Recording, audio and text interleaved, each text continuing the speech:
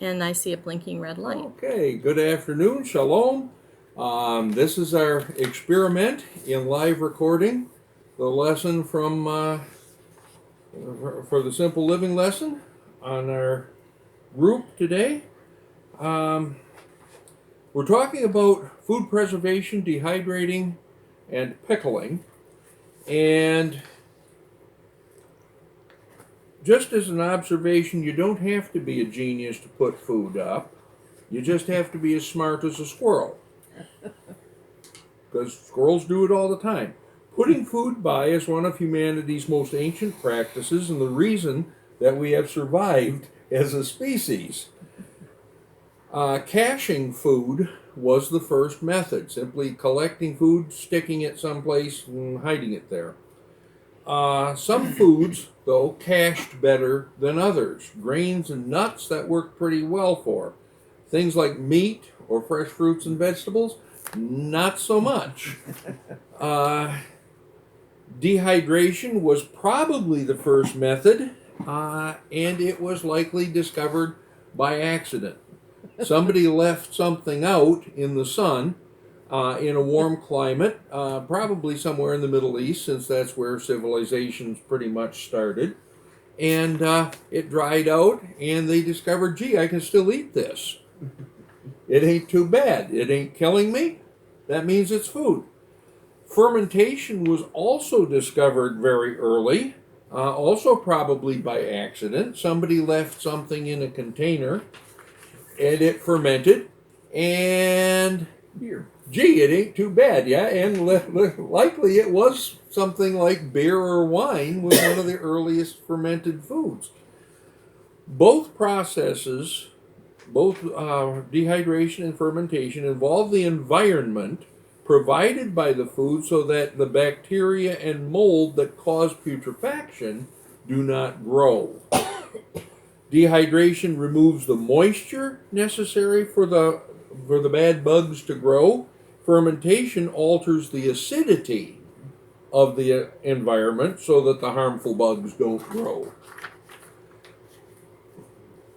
Food dehydrate, and here I'm going to quote briefly from the Ultimate Dehydrator Cookbook. Food dehydration uses gentle temperatures, 90 to 125 degrees Fahrenheit for most items, and an even airflow to slowly remove the moisture from foods through the process of evaporation. We say an item is dried when we remove any amount of moisture from it, but for something to be considered dehydrated, 95% or more of its moisture must be removed. Now, commercial dried fruit has had enough moisture removed to significantly slow decomposition, but it will eventually mold, particularly once the seal is broken on its packaging. Additionally, commercial products are often treated with preservatives or sweeteners. Dehydrated foods, such as we do at home, are much, much drier and have a significantly longer shelf life. They can typically last for several years and only lose quality very, very slowly. This is particularly true if foods are vacuum packed for storage. Okay, effects of dehydration on nutrients. In terms of calories, there is no effect on calories per piece of food, but more calories per weight since the water is removed. Okay, so when I cut this apple into slices, the dehydrated slice will have the same number of calories as the fresh slice. Right? But the whole apple dehydrated will weigh less than the fresh apple. Carbohydrates and other sugars. No effect per piece of food, but once again, there's more sugar per ounce in the dehydrated foods. Fiber, no difference between dehydrated and fresh. Minerals such as iron, magnesium, these kinds of things, no effect by dehydration. Proteins. There's no significant loss of protein in dehydration. Vitamin A, beta carotene. Um, Vitamin A is destroyed by prolonged contact with air. Now that can be mitigated somewhat by blanching it before you dehydrate it. Right? Foods do not have to be blanched before dehydrating, but when dehydrating orange foods, such as carrots, sweet potatoes, that kind of thing, blanching them first will prolong their shelf life, but if not storing them long term, not much of a problem. In our family, when we dehydrate a batch of carrots for the season, it ain't going to be around long enough to be a significant problem. So we don't bother blanching them. Vitamin B. Okay, the B group are water soluble. Vitamins are reduced by steaming or blanching before dehydrating, but if you dehydrate without blanching, there's not a significant effect on the B group. Vitamin C. Vitamin C is the delicate little flower of the vitamins. It's very sensitive to both light and air. It is best protected by vacuum packaging and storing in a dark location. Spraying your food with lemon juice before dehydrating it gives it an extra blast of vitamin C and will also help protect the color of the food. My way of thinking, we can enough fruits and we can enough jams, I'll get my vitamin C there and I'm going to sweat it with the dehydrated food. The 5 golden rules of dehydrating. A carpenter is only as good as his tools. Choose the best dehydrator that you can afford and talk to other folks that have been doing it. Say no to the timer. Some dehydrators come with a timer. Don't use it. Even if it has it, don't use it. Monitor how dry your food is getting. And we'll get into this a little later. There are variables that affect how fast food dries. Start me up before you go. Let the unit warm up while you prep the food. Again, I usually don't do that. But don't let food sit at room temperature any longer than necessary. Not much of an issue with something like an apple, but with other foods, like when you're making jerky, don't let it sit at room temperature for very long. When in doubt, keep drying it out. Right? Books on dehydration will give you average drying times. Many times they're not going to be accurate because there are so many things that impact the drying time. And you cannot over dry. Right? No matter how long you dry it, it will not turn to dust. Right? Under drying is your enemy. So if in doubt, leave it in there a little longer. Okay, factors involving drying times. First is region and variety. An apple is not just an apple, and a tomato is not just a tomato. Different varieties have different dehydrating properties. I see my sister grinning and nodding over there because you run into this as you learn to do dehydrating. That, I had these apples and they dried overnight. This apple, it's 2 days later and they ain't dry. Well, that's different variety. Age of the item. Freshness impacts sugar content, moisture content, everything else. This apple is drying out. It's just doing it very, very slowly because the peel's still intact. How the item is cut. Try to keep everything in the dryer that's in the dryer at the same time. Try to keep it the same thickness.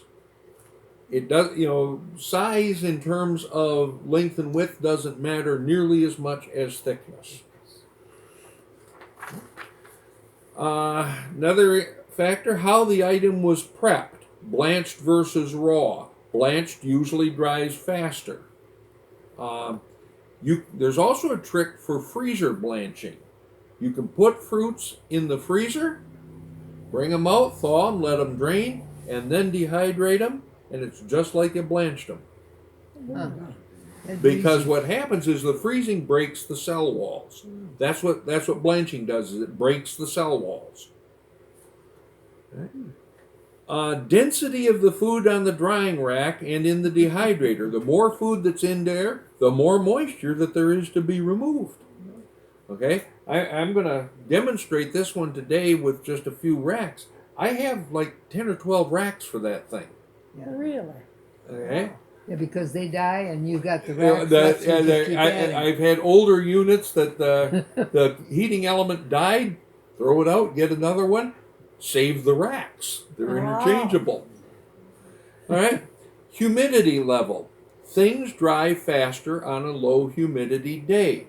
It is not an accident that Egypt was a place that always had food stores. It's the perfect environment for storing food. Okay?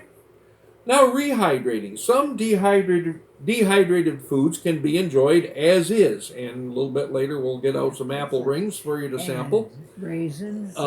Raisins, just as is. Some should be rehydrated before using, particularly if you're using them in a recipe for cooking. Several methods. One, the quick soak. That's a brief dip in boiling water, usually 10 seconds or less. You use that when you've dried greens, like spinach, chard, collard greens, those kinds of things. The 15-minute soak. Most fruits or vegetables require only about 15 minutes in a covered bowl with enough boiling water to cover them, and that will rehydrate them. Rehydration by refrigeration. Use this if you're wanting to have food ready to use in a recipe when you come home from work. Put it in a fruit jar with enough liquid to cover it. For veggies, use boiling water. For fruits, use hot water, hot fruit juice, or hot spiced water. Put them in there. Let the jar cool down. Stick it in the refrigerator. When you come home, they're ready to use, just like you had canned fruits or veggies. Okay. So now we're going to get into how to do this. It's useful to check a reference to know how to dry a particular item, how to prep it, what temperature to use, that kind of thing. I've done apples so many times I could do them in my sleep, so I'm not going to get the book out and look it up. But if I was doing mangoes, those I might look up because I haven't done them in a long time. All right. Prep the food according to directions, either blanch it or not, slice it or not. All items should be the same thickness. Now, this little device right here, that I believe Stosh gave to us once upon a time, is an absolutely wonderful tool for getting things the same thickness. It works well on an absolutely smooth surface, which this old cutting board isn't. But I know better than to try to stick it to my mother's dining room table. Look at that. Just peels it, slices it, and cores it all in one move. It is a wonderful tool, and we use it a lot. Just like that. Now, what I have here is a spiral of apple. So if I want rings, all I do is do that, and I now have rings. Now, if you don't like peels on your apple rings, you just have to eat the ones on the end. All right. You lay them out like so. They should not be touching each other. They should not be overlapping.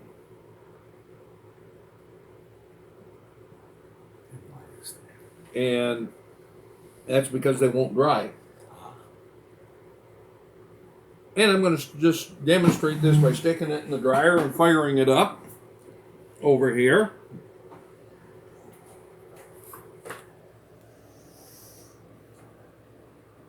And when we get to the extended part of the lesson, I'll actually fill that thing. That's not on straight. I'll get it. Okay. Okay. And I have this set at about 130, 130 degrees. And there, good enough.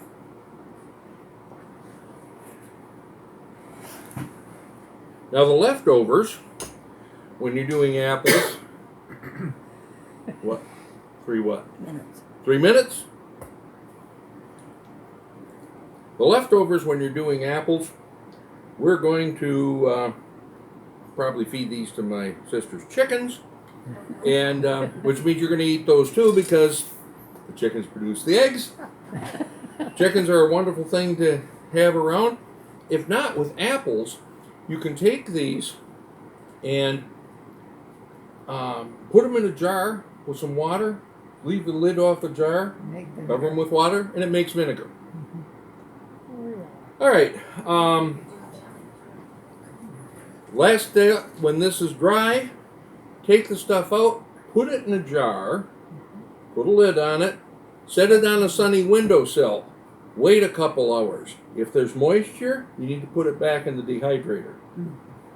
Called proofing it. Allow it, the food to cool after it's been in the dryer for 5 to 30 minutes. Put it in a sealed container. Store it in a cool place out of direct sunlight. Vacuum packaging is best, but not essential. And you're set for long-term storage. Go ahead and hit the button to stop it. The red button. On top. No, the red button on the bottom. There is no red button on the bottom. The center button, the big round one in the middle. This one.